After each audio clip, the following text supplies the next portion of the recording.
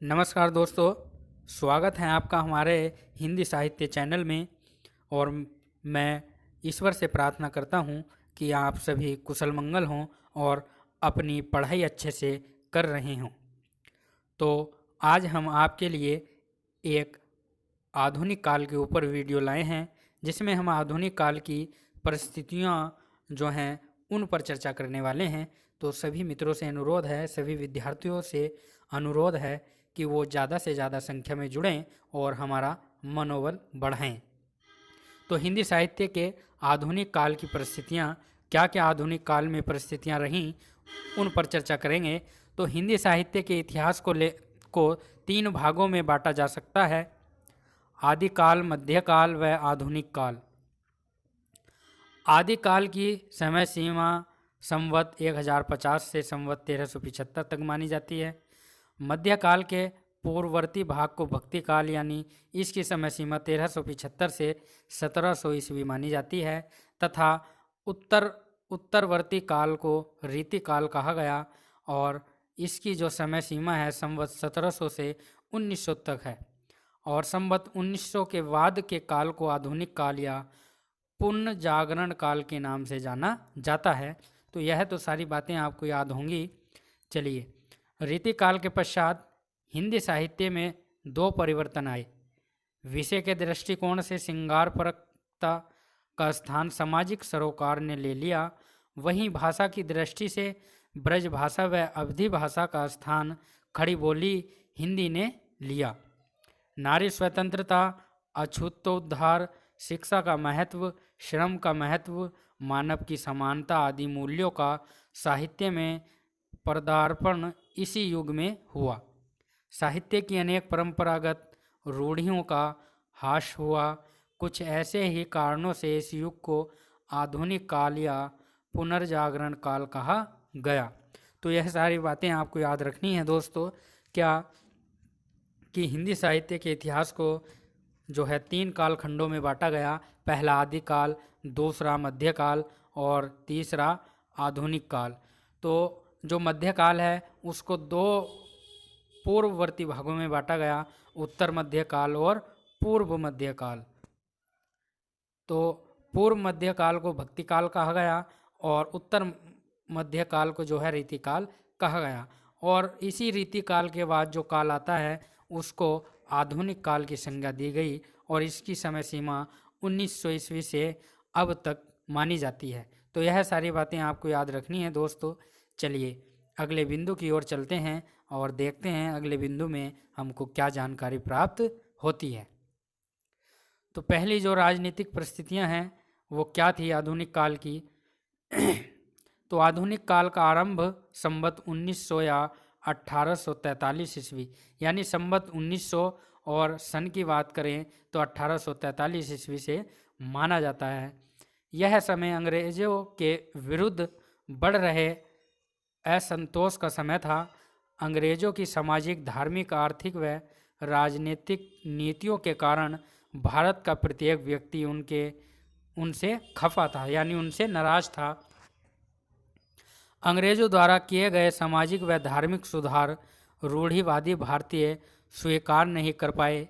अंग्रेजों की भू राजस्व नीतियां ने किसानों की कमर तोड़ रही और लॉर्ड डलहौजी की लैप्स की नीति तथा लॉर्ड वेलेजली की सहायता संधि ने अंग्रेजों की साम्राज्यवादी विरुद्ध का क्रांति का बिगुल बज गया। अंग्रेजों की साम्राज्यवादी नीति को उजागर कर दिया। ये किसी भी तरह से देशी रियासतों को ब्रिटिश सरकार यानी ब्रिटिश साम्राज्य में मिलाना चाहते हैं। अतः 1857 ईस्वी में अंग्रेजों के विरुद्ध का क्रांति का बिगुल बज गया। अंग्रेजों ने दमन चक्र चलाकर 1857 की क्रांति को दबा दिया, लेकिन भारतीयों के असंतोष को शांत नहीं कर पाए। भारतीय अंग्रेजों के विरुद्ध संगठित होते रहे। इस बीच 1850 ईस्वी में भारतीय राष्ट्रीय कांग्रेस की स्थापना हुई। आरंभ में भले ही कांग्रेस की स्थापना अंग्रेजों के सहयोग से और अंग्रेजों के सहयोग के लिए ही की गई थी, परंतु धीरे धीरे इसका स्वरूप बदलने लगा। धीरे धीरे राष्ट्रवादी नेताओं ने कांग्रेस पर अपना अधिकार जमा लिया। आरंभ में कांग्रेस प्रार्थना के माध्यम से छोटे छोटे सुधारों की मांग करती थी, परंतु बाद में उसने भारतीयों के मूलभूत अधिकारों की मांग करना शुरू कर दिया। तो इसमें बड़ी ही महत्वपूर्ण बातें हमको जानने को मिली कि आधुनिक काल का आरंभ जो है 1900 ईस्वी, संवत 1900 ईस्वी माना जाता है, और सन की बात करें तो 1843 ईस्वी से इसका प्रारंभ जो है आधुनिक काल का वो माना जाता है, और अब तक जो है वो माना जाता है। यह समय अंग्रेजों के विरुद्ध बढ़ रहे असंतोष का समय था, यानी अंग्रेजों का राज्य था, अंग्रेज सत्ता कर रहे थे भारत पर, और जो भारत के निवासी थे उन पर अंग्रेज अत्याचार कर रहे थे। उनकी सामाजिक, धार्मिक और उनके जो पुरोहित की जो परंपराएं थी उनको विध्वंस करने का काम जो है अंग्रेज कर रहे थे। और फिर धीरे धीरे भारतीयों ने एकजुट होना प्रारंभ किया और 1857 ईस्वी की विश्व युद्ध क्रांति में बिगुल बजा दिया। अंग्रेजों ने उस 1857 ईस्वी की क्रांति को दबा दिया, लेकिन भारतीयों के जो अंदर जोश था, असंतोष था, उसको शांत नहीं कर पाए और भारतीय अंग्रेजों के विरुद्ध संगठित होते रहे। फिर 1885 ईस्वी में भारतीय राष्ट्रीय कांग्रेस की स्थापना हुई, और कांग्रेस जो है वो अंग्रेजों के सहयोग के लिए ही गठित की गई थी, परंतु धीरे धीरे उसने जो राष्ट्रीयवादी नेताओं ने कांग्रेस पर अपना अधिकार जमा लिया, और धीरे धीरे उन्होंने जो है आम जनता की जो बातें थीं वो धीरे धीरे अंग्रेजों से मांग करने लगे। फिर छोटे छोटे सुधारों की मांग करती थी, परंतु बाद में उसने भारतीयों के मूलभूत अधिकारों की मांग करना शुरू कर दिया। वह इसके लिए दबाव की नीति अपनाई जाने लगी। बाद में एक ऐसा समय भी आया जब कांग्रेस ने पूर्ण स्वराज्य 1929 ईस्वी की मांग कर डाली। गांधी जी के आगमन से भारतीय स्वतंत्रता आंदोलन में एक नया मोड़ आया। उनके द्वारा चलाए गए चंपारण आंदोलन, असहयोग आंदोलन, सविनय आंदोलन व भारत छोड़ो आंदोलन जैसे आंदोलन ने पूरे भारत में देशभक्ति की धारा बहने लगी।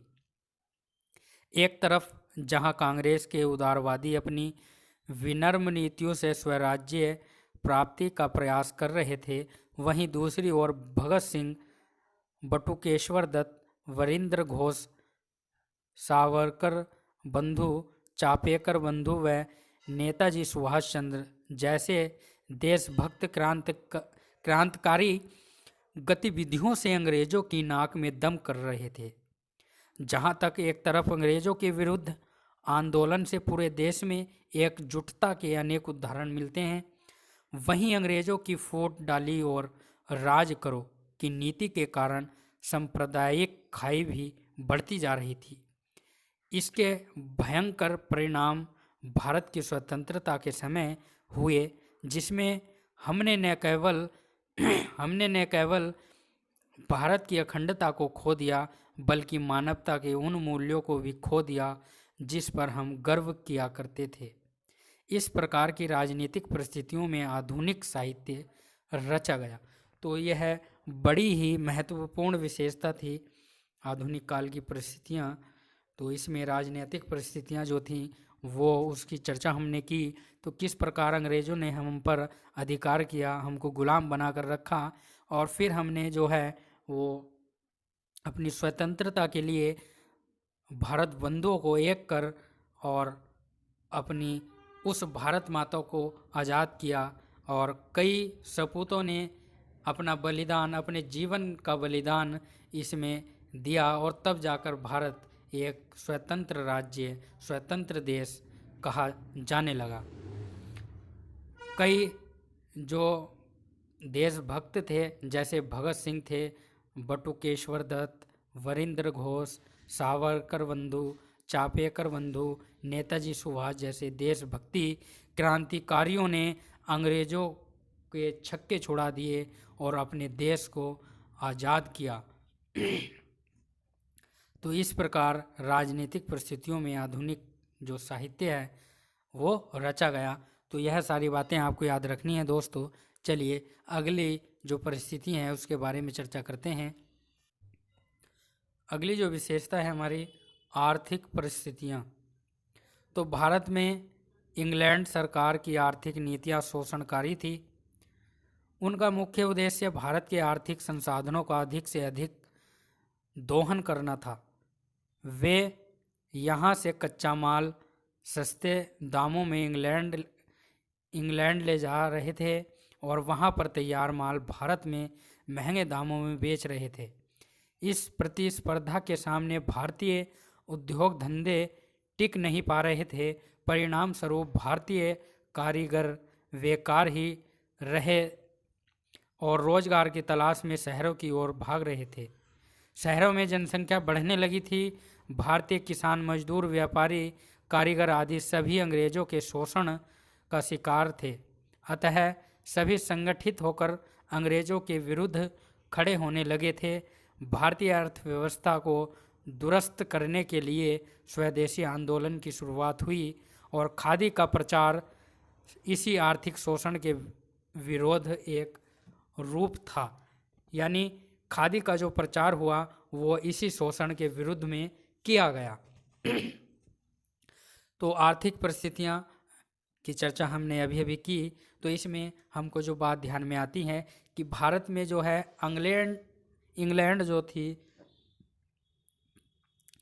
इंग्लैंड जो देश है उसकी सरकार की आर्थिक नीतियाँ शोषणकारी थी। यानी अंग्रेज जो है, इंग्लैंड के जो अंग्रेज थे वो भारत पर जो है अपना शोषण कर रहे थे। उनका मुख्य उद्देश्य यही था कि भारत के संसाधनों का भारत के जो संसाधन थे, आर्थिक संसाधन थे, उसका अधिक से अधिक दोहन किया जाए और भारत से कच्चा माल सस्ते दाम पर उठाकर अपने देश में ले जाते थे और वहाँ पर उसको तैयार करके भारत में महंगे दामों में बेचा करते थे, जिससे जो उद्योगपति थे, मजदूर थे या किसान थे, उनकी आर्थिक स्थिति बहुत ही कमज़ोर हो गई थी। तो इसी समय जो है वो एक आंदोलन चला, स्वदेशी आंदोलन, और उसकी शुरुआत भी इसी आधुनिक काल में हुई। तो यह सारी बातें आपको याद रखनी है। और खादी आंदोलन का जो प्रचार हुआ वो इसी के कारण हुआ। तो यह सारी बातें आपको याद रखनी है। चलिए अगली परिस्थितियां के बारे में चर्चा करते हैं और अगली परिस्थितियों के जानकारी हम प्राप्त करते हैं अगले बिंदु में। तो अगला बिंदु हमारे सामने आ चुका है, सामाजिक और धार्मिक परिस्थितियां। तो अंग्रेजी शासन और उसकी नीतियों का प्रभाव भारत की सामाजिक धार्मिक परिस्थितियों पर भी पड़ रहा था। इस युग में दोनों तरफ से समाज सुधार और धार्मिक सुधार की बातें होने लगी। एक तरफ भारतीय समाज सुधार समाजधार और धर्म सुधार की अलख जगा रहे थे, तो दूसरी तरफ अंग्रेज सरकार भी भारत की रूढ़िवादी परंपराओं को अवैध घोषित करने पर आमादा थी। लॉर्ड विलियम वेटिक ने सती प्रथा, कन्यावध जैसी सामाजिक बुराइयों को अवैध घोषित कर दिया। विधवा पुनर्विवाह अधिनियम पारित किया गया। दूसरी तरफ भारतीय समाज सुधारक भी इस दिशा में अग्रसर थे। राजा राम मोहन राय, स्वामी दयानंद और स्वामी विवेकानंद, महादेव गोविंद रानाडे आदि ने भारतीय समाज और धर्म की रूढ़ियों के विरुद्ध आवाज़ उठाई। महात्मा ज्योतिबा फूले ने दलित उद्धार के मुद्दे को प्रमुखता से उठाया। कवित्रीबाई फूले ने शिक्षा के क्षेत्र में सबसे महत्वपूर्ण कार्य किया और महिला विद्यालय की स्थापना की। यह उस समय की बात है जब महिलाओं के लिए घर की दहलीज पर पाँव करना भी एक बहुत बड़ा जो है चुनौती थी। लोगों ने माता ज्योतिबा फूले का मजाक उड़ाया, उनके ऊपर तरह तरह के लांछन लगाए। इसके बावजूद उन्होंने नारी शिक्षा के मुद्दे को इतनी प्रमुखता से उठाया कि आने वाले समय में सभी भारतीय नेताओं व समाज सुधारकों को इसे स्वीकार करना पड़ा। डॉक्टर भीमराव अंबेडकर के प्रयास दलितों, वंचितों, पीड़ितों और अपेक्षितों को शोषण मुक्त कराने और समान अधिकार दिलाने के लिए उन्होंने यह प्रयास किया। हिंदू धर्म बुराइयों के विरुद्ध बड़ी बेवफाई से आवाज़ उठने लगी। समाज और धर्म के क्षेत्र में हुए इन परिवर्तनों का प्रभाव साहित्य पर पड़ना स्वाभाविक था। तो इस बिंदु में जो सामाजिक और धार्मिक परिस्थिति हैं, यह बहुत ही महत्वपूर्ण बातें हैं जो इसमें हमको जानने को मिली हैं। तो मैं सभी से अनुरोध करता हूं कि इन सारी बातों को लिखना है और अपने नोटबुक्स में इनको उतारना है, इनके नोट्स बनाने हैं आपको, तभी आप परीक्षा में अच्छे अंक प्राप्त कर सकते हो। तो कितनी अच्छी अच्छी बातें इसमें हमको जानने को मिली। क्या कि अंग्रेजी शासन और उसकी नीतियों का प्रभाव भारत की सामाजिक धार्मिक परिस्थितियों पर पड़ रहा था। इस युग में दोनों तरफ से समाज सुधार और धार्मिक सुधार की बात होने लगी थी और समाज जो है वो अपने धर्म को बचाने के लिए और अपनी जो परंपराएं थीं उनको बचाने के लिए प्रयास करने लगा था। और लॉर्ड विलियम वेटिक ने सती प्रथा, कन्या वध जैसी सामाजिक बुराइयों को अवैध घोषित कर उन पर कानून बनाने का जो कार्य था वो प्रारंभ कर दिया था और विधवा पुनर्विवाह अधिनियम पारित किया गया। दूसरी तरफ भारतीय समाज सुधार भी इस दिशा में अग्रसर थे। राजा राम मोहन राय, ज्योतिबा फूले ने दलित उद्धार के मुद्दे को प्रमुखता से उठाया और कवित्रीबाई फूले ने शिक्षा के क्षेत्र में सबसे महत्वपूर्ण कार्य किया और उन्होंने महिलाओं के लिए एक विश्वविद्यालय की स्थापना की। यह विश्वविद्यालय उस समय इसका निर्माण किया गया जिस समय महिलाओं के लिए दहलीज पर कदम रखना एक चुनौती थी। उस समय जो है कवित्री बाई फूले ने महिलाओं के लिए एक विश्वविद्यालय की स्थापना की और उनको शिक्षा का अधिकार दिलाया।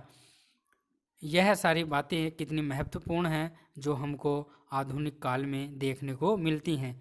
लोगों ने माता ज्योतिबा बाई फूले का मजाक उड़ाया, उनके ऊपर तरह तरह के लांछन लगाए। उसके बावजूद भी उन्होंने शिक्षा के मुद्दे को इतनी प्रमुखता से उठाया कि आने वाले जो नेता थे वो भी उनका आदर सम्मान करने लगे। तो यह सारी बातें आपको याद रखनी है दोस्तों। चलिए अगले विशेषता परिस्थितियों पर चर्चा करते हैं। तो अगली जो परिस्थितियां हैं हमारी साहित्यिक परिस्थितियां। तो आधुनिक युग का साहित्य आधुनिक युग का साहित्य बदलते युग का साहित्य है। इसी युग के आरंभ में जहां समाज सुधार, धर्म सुधार और स्वतंत्रता महत्वपूर्ण मुद्दे थे, बाद में यह मुद्दा व्यक्ति की समस्याओं पर केंद्रित होने लगे। आधुनिक युग का साहित्य आम आदमी का साहित्य बन गया। अब साहित्य का मुख्य उद्देश्य राजाओं के गुणगान और राज दरबार की शोभा का वर्णन करना नहीं बल्कि समाज की यथार्थ स्थिति का वर्णन करना बन गया। भारतेंदु युग जहां पुनर्जागरण और देश प्रेम की भावना को लेकर आया, वहीं द्विवेदी युग में इन भावनाओं के साथ साथ भाषागत शुद्धता पर बल दिया जाने लगा। छायावाद मनुष्य के अंतर्मन की भावनाओं को अभिव्यक्ति देने लगा और प्रगतिवाद साम्यवादी विचारधाराओं के साथ लिखा गया, जिसमें मजदूरों, दलितों और किसानों की बात कही गई। प्रयोगवाद और नई कविता, कला व शिल्प क्षेत्रों में एक नया परिवर्तन लेकर आई। इस युग में उपन्यास, कहानी, निबंध, नाटक, रिपोर्ताज, रेखाचित्र आदि गद्य विधाओं का आविर्भाव हुआ। यही कारण है कि इस काल को गद्य के नाम से भी जाना गया। तो यह साहित्यिक परिस्थितियां हैं जो कि हमने अभी चर्चा की है। तो आधुनिक युग का साहित्य जो है बदलते युग का साहित्य है।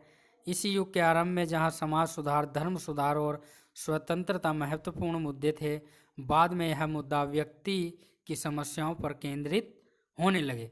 आधुनिक युग का साहित्य आम आदमी का साहित्य बन गया और अब साहित्य का मुख्य उद्देश्य राजाओं के गुणगान और राज दरबार की शोभा का वर्णन करना नहीं, बल्कि समाज की यथार्थ स्थिति का वर्णन करना बन गया। भारतेंदु युग जहाँ पुनर्जागरण और देश प्रेम की भावना को लेकर आया, वहीं द्विवेदी युग में इन भावनाओं के साथ साथ भाषागत शुद्धता पर बल दिया जाने लगा। छायावाद का विकास हुआ, प्रगतिवाद का विकास हुआ, प्रयोगवाद का विकास हुआ और कविता, कला व शिल्प क्षेत्रों में एक नवीन परिवर्तन देखने को मिलता है। और जो किसान थे, मजदूर थे, दलित थे, उनकी बात भी इस आधुनिक काल में कही गई। तो इस काल को इसलिए गद्य काल कहा गया क्योंकि इसमें काव्य की अनेक प्रवृत्तियों का विकास हुआ। ठीक है, तो यह सारी बातें आपको याद रखनी है। अब हम इसके निष्कर्ष पर बात करें तो कहा जा सकता है कि आधुनिक काल की राजनीतिक, सामाजिक, धार्मिक, सांस्कृतिक व साहित्यिक परिस्थितियाँ कुछ इस प्रकार की बन गई थी कि जिन्होंने रीतिकाल से भिन्न एक नए साहित्य का मार्ग प्रशस्त किया। यही कारण है कि आधुनिक काल का साहित्य श्रृंगार, भक्ति व कुलीन वर्ग के विषयों से हटकर आम आदमी की समस्याओं, इच्छाओं, दुखों व उसके अंतर्मन की दुविधाओं का वर्णन करने लगा। तो निष्कर्ष यही है कि आधुनिक काल की जो राजनीतिक, सामाजिक, धार्मिक या सांस्कृतिक व साहित्यिक परिस्थितियाँ थी वह इस प्रकार बन गई थी कि रीति काल से विभिन्न जो साहित्य का मार्ग था वो आधुनिक काल के कवियों ने निकाला। यही कारण है कि आधुनिक काल का साहित्य श्रृंगार, भक्ति व कुलीन वर्ग के विषयों से हटकर आम आदमी की समस्याओं, इच्छाओं, दुखों व उसके अंतर्मन की दुविधाओं का वर्णन करने लगा। क्योंकि उस समय अंग्रेजों का राज था। अंग्रेज जो है शोषण किया करते थे, मजदूरों का, किसानों का, व्यापारियों का शोषण किया करते थे। तभी कवियों में, समाज में एक राष्ट्रीय चेतना जागी और उस राष्ट्रीय चेतना से जो है कवियों ने देश प्रेम की भावना से ओतप्रोत जो है रचनाएं लिखी, जिसको पढ़कर, जिसको सुनाकर समाज में एक उत्साह और वीर रस का जो है विकास हुआ। तो यह सारी बातें आपको याद रखनी है दोस्तों। आज के लिए इतना ही दोस्तों। मैं आशा करता हूँ कि आपको हमारे द्वारा दी गई जानकारी पसंद आ रही होगी और आपको हमारी वीडियो समझ में भी आ रही होगी दोस्तों। तो एक दो बार ज़रूर इस वीडियो को देखना और हमारे चैनल को सब्सक्राइब करना और वीडियो को लाइक व शेयर करना दोस्तों। मैं फिर से एक बार कहता हूँ कि हमारे चैनल को सब्सक्राइब करना, वीडियो को लाइक व शेयर करना दोस्तों। चलिए फिर मिलेंगे अगले अध्याय में, तब तक के लिए नमस्कार दोस्तों, धन्यवाद।